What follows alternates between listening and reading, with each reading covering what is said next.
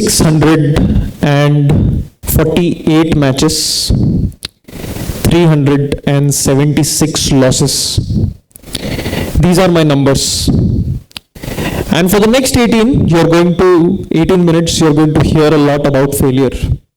But more importantly, you're going to hear about what failure builds. Because if I had to define the 25 years of my life, I would call it a journey of persistent failure and unbreakable resilience. I was born in Nanded, brought up in Pune. I went to a school called as V.K. Patil Memorial School, where very early on, my teachers realized that teaching was not an easy task. Because of the kind of a chap I was, always involved into outdoor activities, they felt that I needed something different.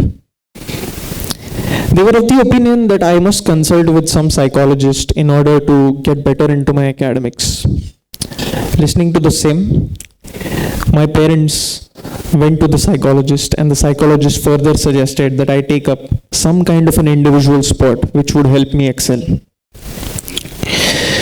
The nearest to our house was badminton, so my parents enrolled me into a badminton hall. Days passed. I was improving but not winning. My very first trainer categorically told my parents that Hruitvik was no good and he would never make it into the sport. He was of the opinion that I must be enrolled into some other kind of sport if I wanted to excel. Somehow, my parents believed in me. They enrolled me into a different training center instead. Persistence paid off as I started getting better. In the year 2015, I won my first ever district championship in Pune, and I remained undefeated for the next 3 years. From a boy who had sported a racket at a late age and was bluntly told that he could never make it into the sport, to an athlete who represented India in multiple World Tour Super Series tournaments and signed autographs in Germany, I believe that sports has been the fondest gifts of my life. It has also been a great teacher. One of my most memorable days occurred at the age of 18 when I was playing in the All India tournaments. In All India tournaments, you have to qualify to make it to the top 32 in the country. 16 out of 32 are pre-qualified and 16 go through a grueling knockout stage which goes on for about 4 to 5 days with 1,000 other participants. Now the reason why it becomes so challenging is because as an average athlete you train for 8 hours in a day, whereas in an actual match you have to do everything that you do in those 8 hours in just a span of 20 minutes. The games are super fast. The schedules are super late. And at times, an athlete plays his match at even 4 a.m. and 5 a.m. in the morning.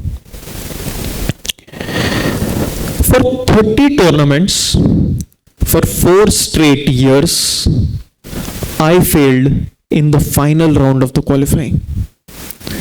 It had almost become a mental barrier for me and my partner.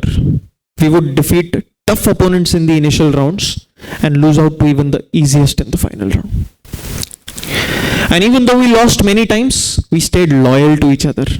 And that is what eventually made all the difference. There were games where I faltered. There were games where my partner erred. But we would fight. We would move on and be ready to fight for the next one. Ladies and gentlemen, for 30 tournaments, for 4 straight years, we would call our parents back home and tell them that Ami final round harlo, which in English means that we lost the final round. On a cold morning in Sikkim, we were to play our final round against the second seeds of the tournament. In the opening game, my partner smiled.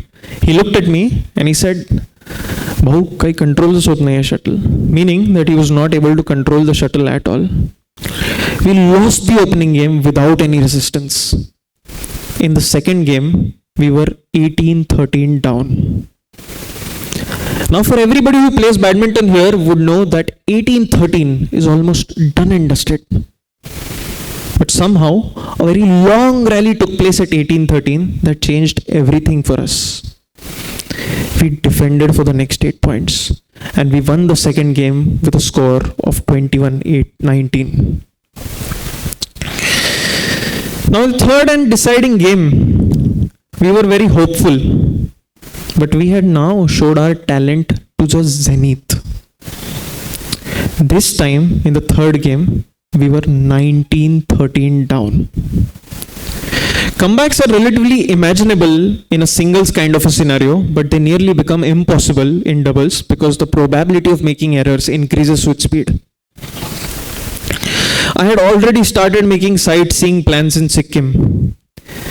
But again, somehow, we managed to defend everything that came at us. And we managed to win the final game, the deciding game, with a score of 26-24. The whole stadium could not believe what they had just seen. Me and my partner were in tears on court. The feeling was beyond words, something unparalleled. I realized that there will be tougher games ahead, there will be better comebacks ahead, but this one match shall always hold a special place in my heart.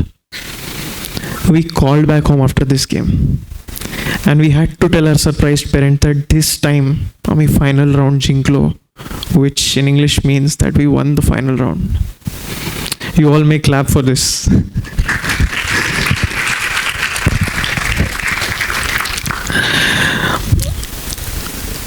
After that game, after that comeback, I realized that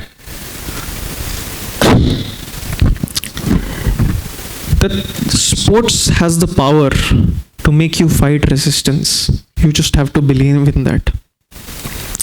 Now, not every comeback looks so heroic. Some of the comebacks look very normal.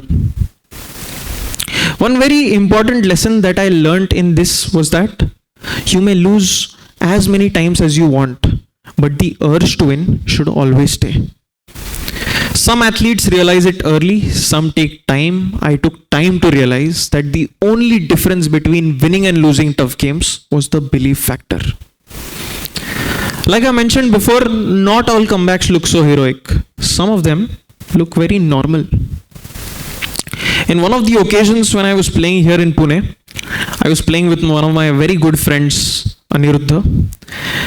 And in that particular match, we were getting thrashed. Absolutely thrashed. In the third and deciding game, we were 11-3 down. We had lost all hopes. There was no chance that we could imagine a comeback. At 11:13, when I went to receive the shuttle, Aniruddha comes from behind me with the most serious looks on his face. He comes very closer to me, looks into my eyes, and he says, hiding his face, "Hruitvik, ती माझ्याकडे बघतीये."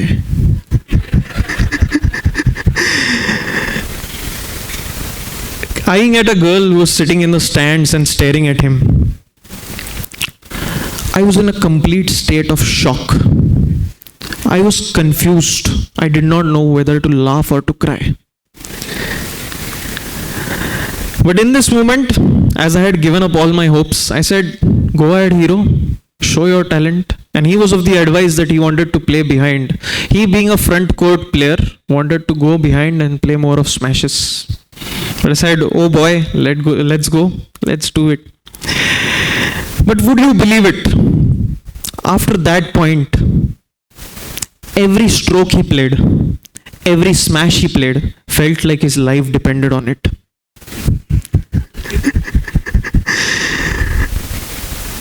Believe it or not, we won that game.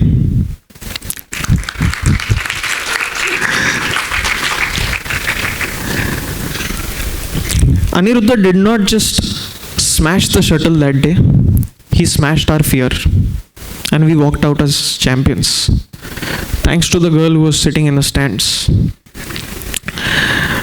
Well, moments like these make me smile. More than the medals, more than the accomplishments, sports gave me something far greater. It gave me friends, it gave me brothers, it gave me bonds that no scoreboard can measure. Even though I have seen the most positive side of sports, I have also seen the other side, the darker side of sports, the inequalities, the challenges one faces. I've had my share of disappointments too. Despite being amongst the best, I was denied a place in one of the local teams. Fighting organizational battles is not easy, but for all young athletes and people sitting out here, I have this one message. Be it sports or be it other situations in life, always believe that there is something else that is meant to be, if not this. In 2019, when all my friends had a place in one of the local teams, I was the only one left out. I contemplated on quitting sports. I remember sitting in the changing room and crying for hours. I remember deciding not to touch my kit bag for a while. But by a strange quirk of fate, it was precisely then that I got my first ever opportunity to represent India in the international tournaments. None of my friends made it there. It was only my partner and I who qualified to the main draw there. This time we had to skip the 4 years. Point being, I realized a very important thing, which was always believe that there is something else that is meant to be. Just trust the process. That year itself, I also became one of the youngest Indians to be invited to Germany to play in the National League Bundesliga there. I was only 19 when I first traveled to Germany. Playing on a foreign land in front of a national, international audience, playing against and with international players, that sort of a pleasure is always at a very high level. Now, despite being the youngest, I was appointed as the team captain. We had players coming from all of the diverse countries together. Sounds cool, right? And maybe it was. But let me be very honest with you. We were winning games, but we weren't bonding as a team. There were communication gaps happening between us. So, as an Indian and as a leader of the team, I decided that it was my responsibility to bring the team together. So I did something that nobody in Germany can deny. Any guesses here? Any smart minds? Yeah, I heard something. Correct, absolutely. So I cooked some butter chicken for my whole team, invited them for a beer, and that's how I broke the ice between the team. The night I invited them, we didn't just eat, we became a team. After that year, I was invited to Germany 3 more times.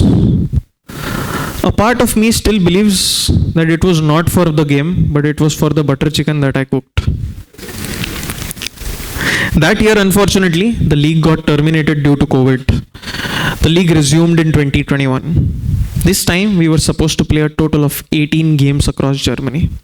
A total of 96 matches. And guess what? This time, we were undefeated. We topped the leaders board and we went on to the next league. And for me personally, I did not lose a single set in that season.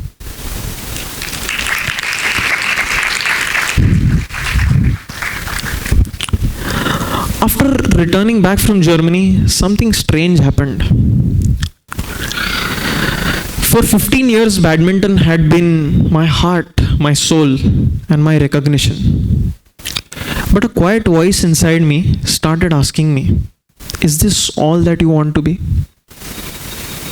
And the clear answer was no. I started searching. I started preparing for CDS exams. I started preparing for AFCAT and my SSBs, trying to strive for the same kind of dedication and discipline just in a uniform. Until one day, I suddenly received a message on my LinkedIn. It was from Athlete Career Transition, an initiative by the Moore playing brothers, the international rugby players. And this message was sent to ask me if I was interested in transitioning into my different role than my current role. Career transitioning has been happening all across the world, but this was the first time it was happening in India. It gave me an opportunity to become the first person, but I was also the test case. Today, I work at a global leading investment management firm, and I continue to pursue my badminton as well. The athlete career transition went really well, and today you will be glad to know that I am one of the 25 founding ambassadors of the athlete career transitioning community.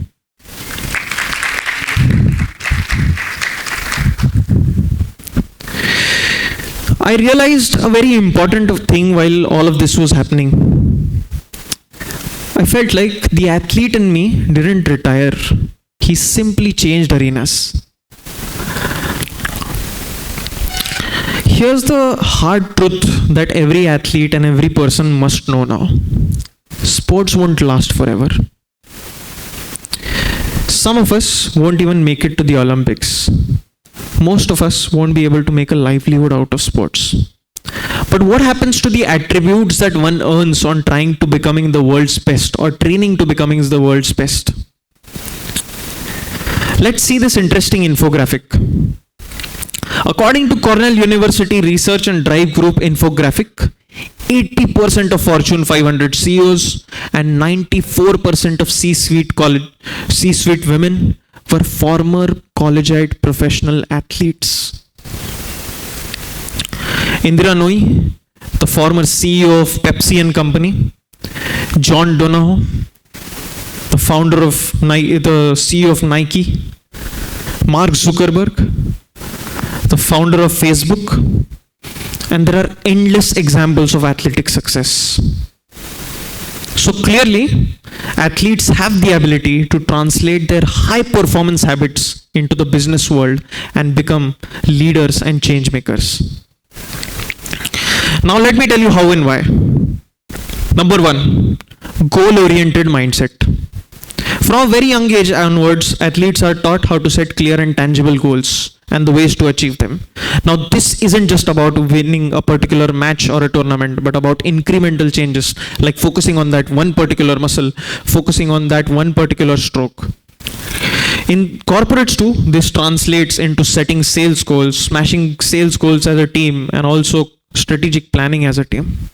Number two, collaborative and a team-driven spirit. Remember me failing 30 times? Me and my partner, we had options to switch partners, but we never did. We kept pushing each other, and today you will be glad to know that he's a part of the national team, one of the most reputed players in the national team. Point being that sports teaches you that self-growth happens only when you help others grow. If you're looking for performance-driven individuals, it is going to be individuals that understand the essence of teamwork. Athletes are people who naturally understand retention.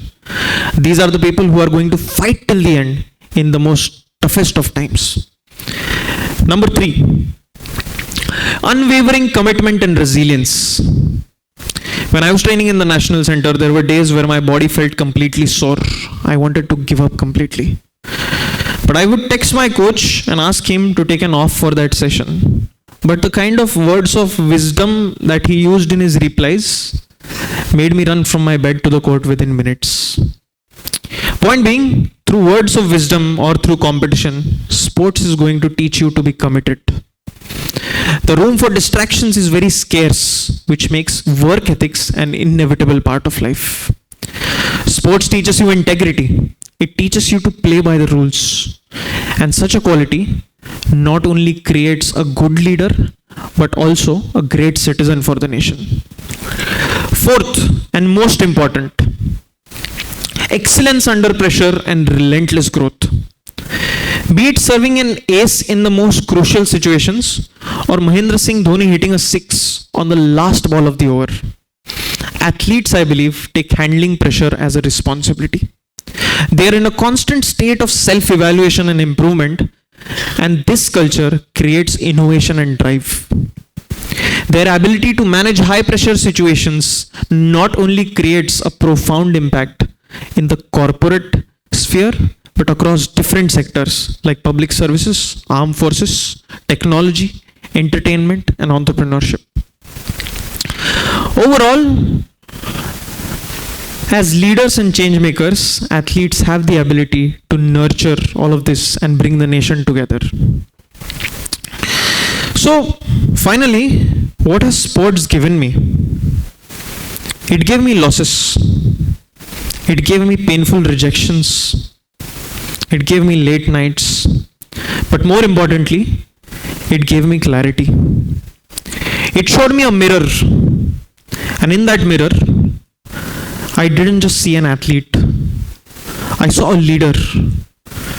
I saw a fighter. I saw a change maker. And I saw a believer. Because for athletes, it's never just about the game. It's about who you become because of it. That's why, even when the matches end, even when the lights are cut out, even when the applaud fades, the mindset stays. The discipline, the integrity, the fire, the desire, they all stay. So finally, I leave you here with this, that sports will end for every athlete, but the sportsman within, the fighter, the believer, the change maker, all of it will never retire. It will always reinvent. Because at the end of the day, I wasn't the boy who won 648 matches. I was the one who lost 376 and still continued to show up every day. And even today, I still continue to show up every single day. And that maybe, just maybe, that's what resilience is all about. Thank you so much, ladies and gentlemen. It was a pleasure speaking here.